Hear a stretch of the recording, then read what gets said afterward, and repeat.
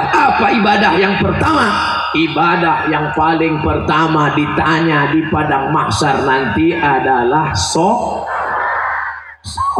Aku bilang sholat. Ibadah yang pertama nanti ditanya adalah sholat. Bu, kalau anaknya umur 7 tahun suruh, umur 10 pukul, suruh 7 pukul 10, suruh 7 pukul 10, suruh 7 pukul 10. Apa kata ibu-ibu? Ustadz, menyuruh anaknya senang, menyuruh bapaknya payah. Ternyata laki tak walaupun hidup 1000 tahun, kalau tak sembahyang apa gunanya? Walaupun hidup 1000 tahun, kalau tak sembahyang apa gunanya? Maka sholatlah anakku, adik-adikku. Beda perempuan sama laki-laki. Kalau perempuan sholat di rumah, laki-laki sholat di masjid. Laki-laki yang soleh sholatnya di masjid. Kalau ada laki-laki sholat di rumah, laki-laki solehah.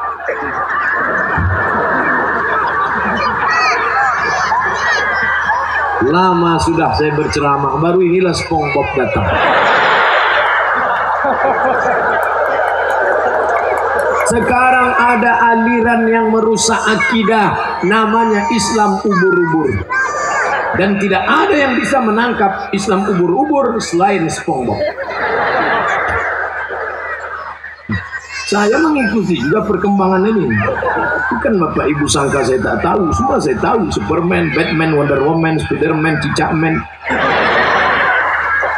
Bapak Ibu yang dimuliakan Allah Subhanahu wa ta'ala. Maka sholat. Tak terhitung tak berapa SMS yang masuk ke HP ini menyanyikan, Ustadz, bolehkah saya menggugat suami saya cerai karena suami tak sholat? Saya tanya, dia nggak sholat dari dulu apa sekarang? Dari dulu Pak Ustadz. Kenapa mau nikah sama dia? Memang dulu saya pun tak sholat. Saya setan, dia iblis. Oh, patutlah berjodoh. Tapi sejak mendengar ceramah Ustadz, akhirnya saya sekarang tobat. Suami belum juga sholat. Kita doakan suami yang belum sholat mudah-mudahan dapat hidayah.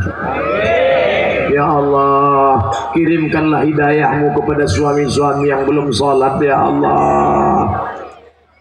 Kalau tak juga dia berhenti sholat, matikan dia, ya Allah. Jangan diaminkan. Nanti ibu malah balik mati dia. Jadi jelo. Jangan dong. Bapak Ibu yang dimuliakan Allah Subhanahu wa ta'ala.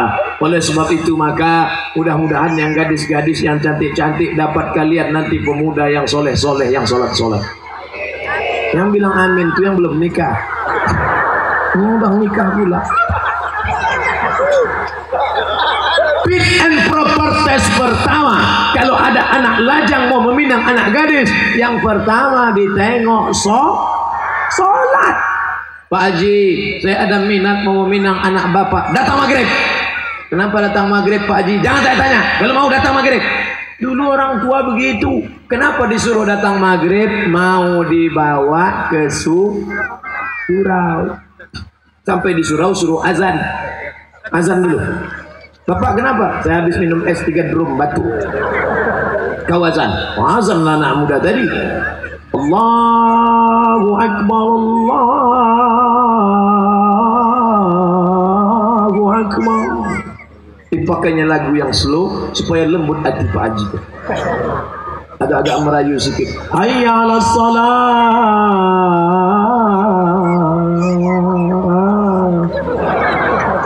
Padahal kalau dia azan dekat rumahnya lagu keras. Hayya 'alas shalah. Tapi khusus untuk calon mertua nih pakai lembut. Pas doa terakhir, Allahumma rabbah hadhihi da'wati wassalam ati sayyidana Muhammad. Pak Haji itu pun mendengar, luluh hatiku. Yang pertama kali ditengok sholat. pokok pangkal kehancuran sekarang? Karena calon mertua tak menengok sholat menantunya. Yang pertama ditengoknya apa? Besok datang ke kantor jam 12 siang. Kenapa? Mau dites bisa nyetir punya mobil apa tidak. Betul? Apa pula betul? Salah lah. Dibuka gorden, calon mertua yang perempuan menengok, mana calon mantu kita Pak? Itu yang datang pakai kap 70, jangan terima kunci. Itu yang pakai CB 100, itu yang naik ojek, itu yang naik Alphard, wow, itulah yang nampak aku tadi malam. Jadi kita tanya, jangan tanya-tanya, terima aja. Kita tanya dulu, jangan, nanti diambil orang, terima. Akhirnya buru-buru dinikahkan. Aku nikahkan engkau dengan anakku dengan mahar sebentuk cincin emas tunai sah. Liburan, honeymoon, bulan madu. 2 minggu setelah bulan madu, anak gadis balik menangis berurai air mata, habis tisu setengah kotak. Kenapa? Kenapa? Rental.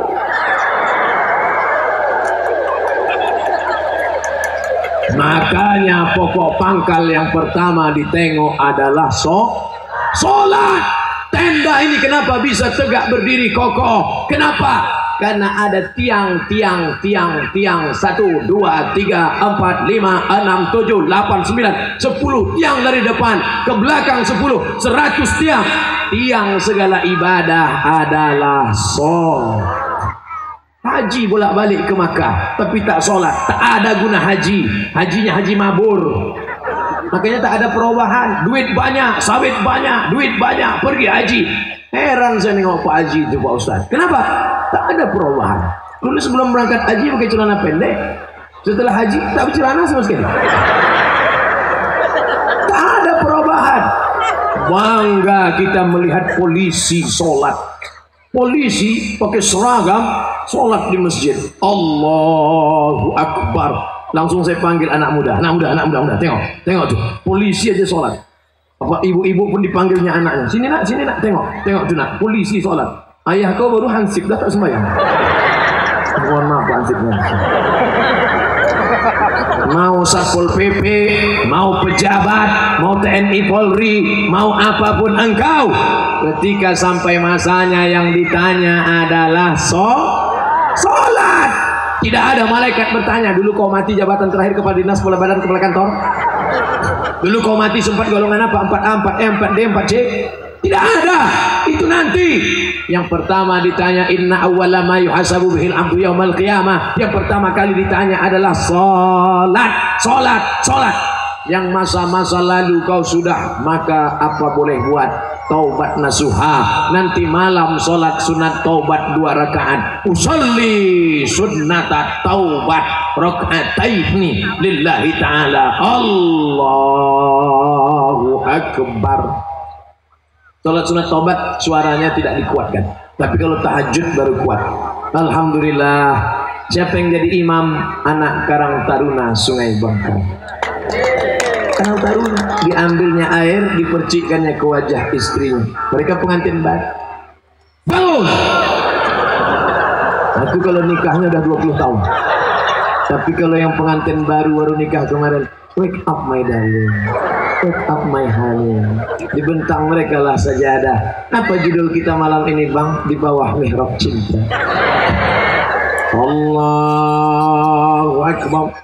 Bismillahirrahmanirrahim. Alhamdulillahi Rabbil Alamin. Ar-Rahmanir-Rahim. Maliki Yaumiddin. Terbangun mertua di sebelah.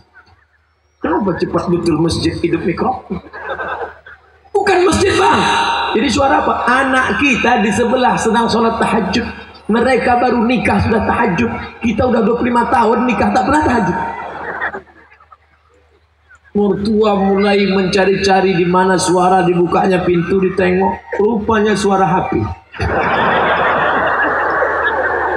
Anak Bapak Ibu yang dimuliakan Allah Subhanahu wa taala, Yang kekal abadi hanyalah sholat. Kalau rezeki sudah murah, mulailah berinfak, berzakat, dan sodako. Sholat juga lagi. Sholat udah. Ini kurang konsen. Sholat udah. Sodako lah. Bagi sodako.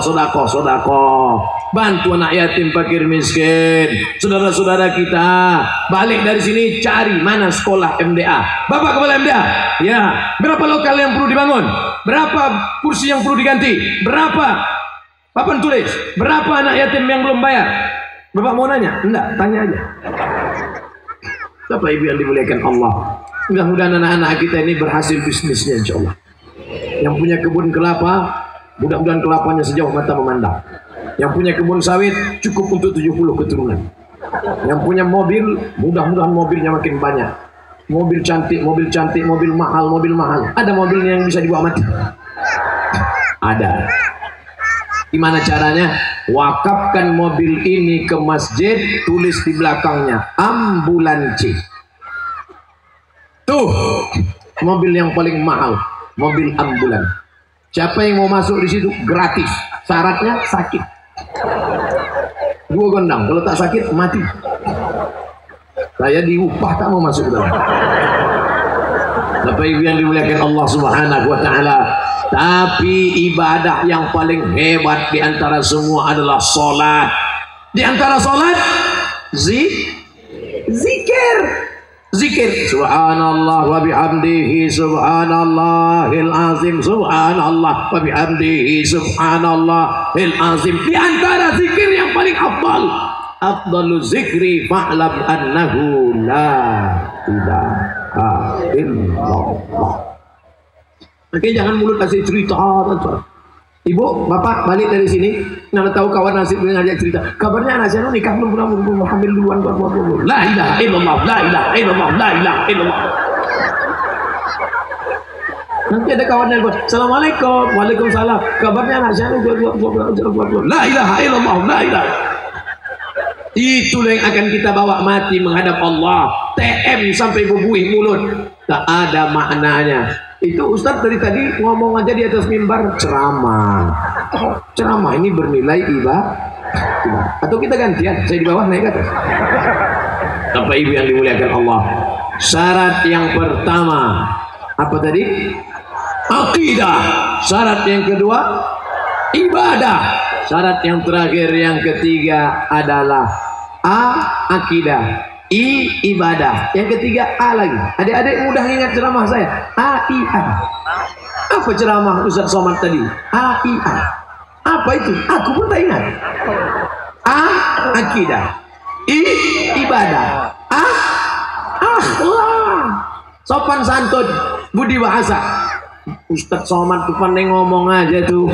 Dia ngomong akhlak. Dia sendiri tak berakhlak. Buktinya di belakanginya Pak Bupati. Dikasihnya pantat tokoh masyarakat, dia sendiri tak berakhlak. Tengok sebelum saya maju ke depan tadi, masih ingat sebelum saya maju tadi? Gimana sebelum maju? Saya ulang balik ya.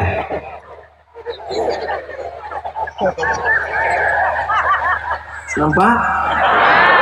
Saya gini dulu. Ini tak pernah saya pelajari di Mesir, tak pernah saya pelajari di Maroko. Salam ini dapat dari mana? Mahabharata.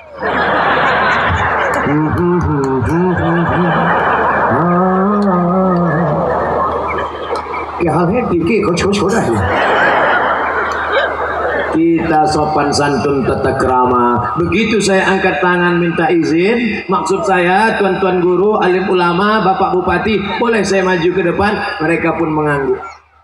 Itu artinya boleh. Bapak pun kalau mau minta izin ibu begitu juga.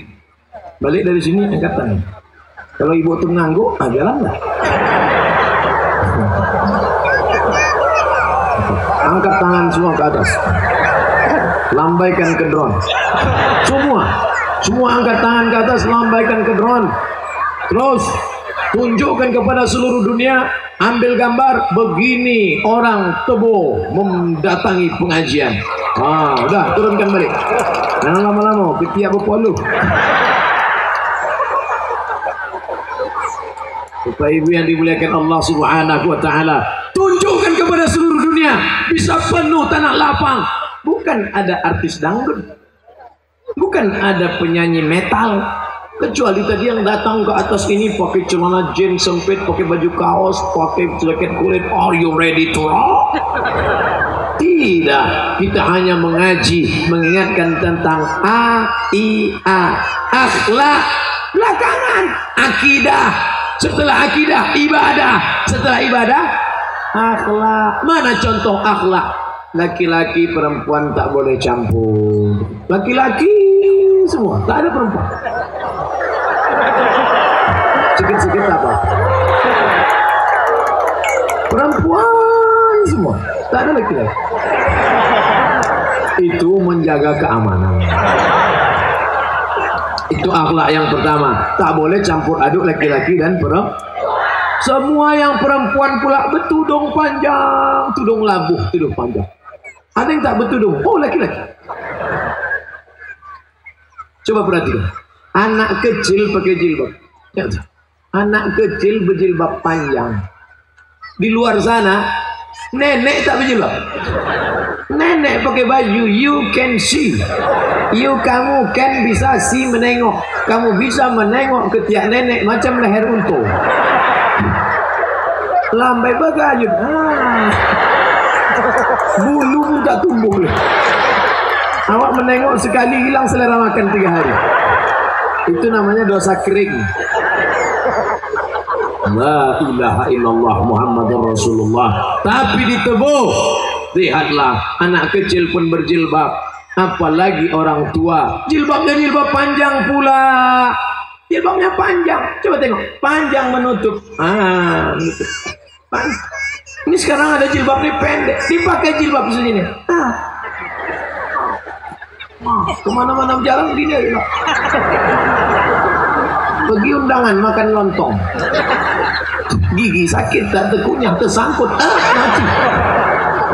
Apa nama jilbabnya? Jilbab Sokratul Maut. Alhamdulillah, anak-anak gadis kita berjilbab panjang. Oh, rupanya ditebo maghribnya cepat. Kami di Pekanbaru 6.30. Rupanya di sini lebih cepat waktu.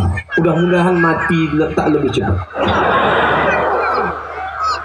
Siapa yang ceramah tadi? Mudah ingat namanya. Qul huwallahu ahad, Allahus somad. Apa isi ceramahnya? 3. Akidah, ibadah, akhlak. Bawa.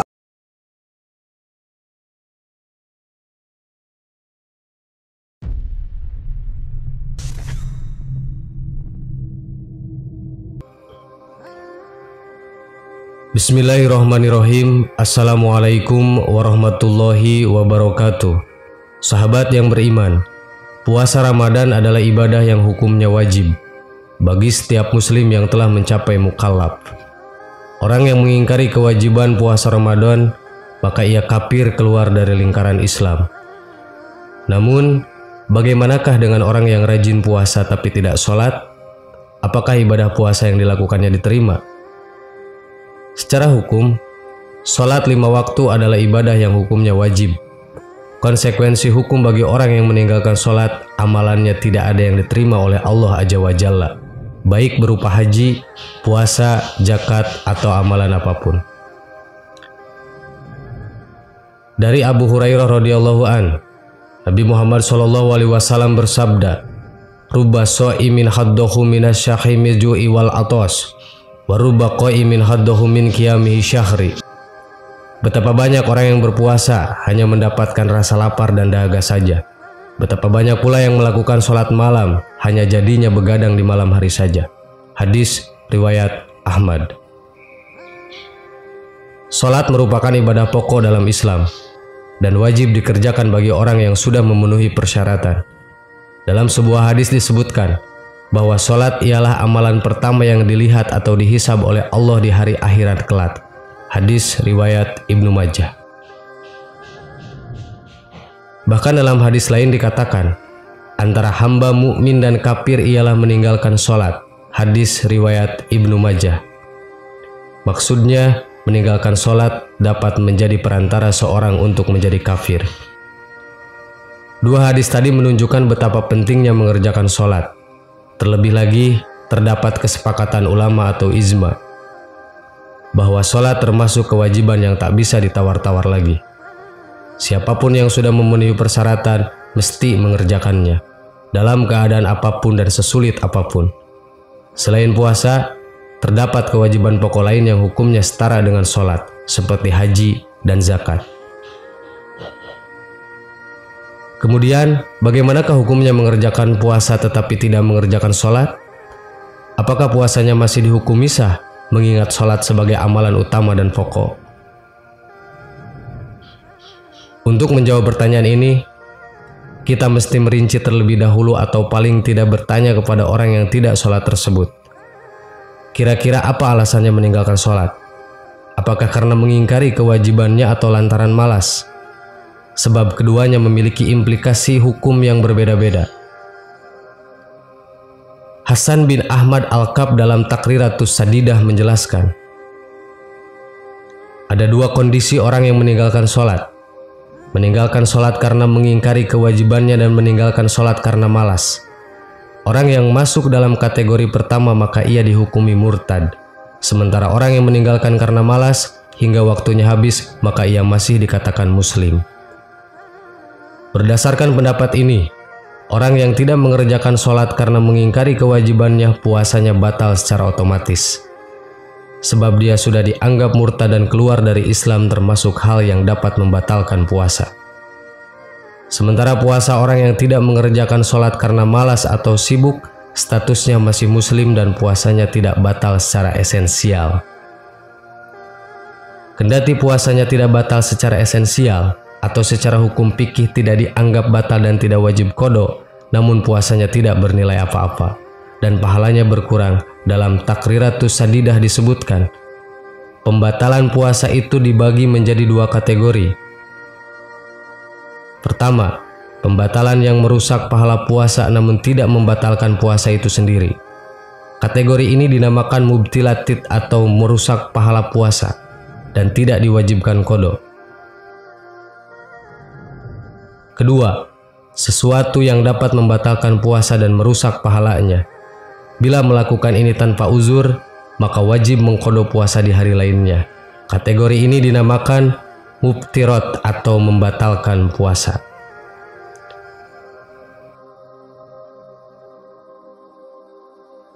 Meninggalkan sholat itu dapat dikategorikan sebagai mubtilatis saum. Dia tidak merusak keabsahan puasa, tetapi dia merusak pahala puasa. Sehingga ibadah puasa yang mereka kerjakan tidak bernilai di hadapan Allah. Meskipun demikian, dia diharuskan untuk tetap berpuasa sebagaimana mestinya dan mengqada sholat yang ditinggalkannya. Sahabat yang beriman, demikianlah pembahasan tentang orang yang berpuasa tetapi tidak melaksanakan ibadah sholat. Semoga kita senantiasa istiqomah menjaga ibadah puasa kita dan mengerjakan ibadah sholat. Wallahu a'lam. Wassalamualaikum warahmatullahi wabarakatuh.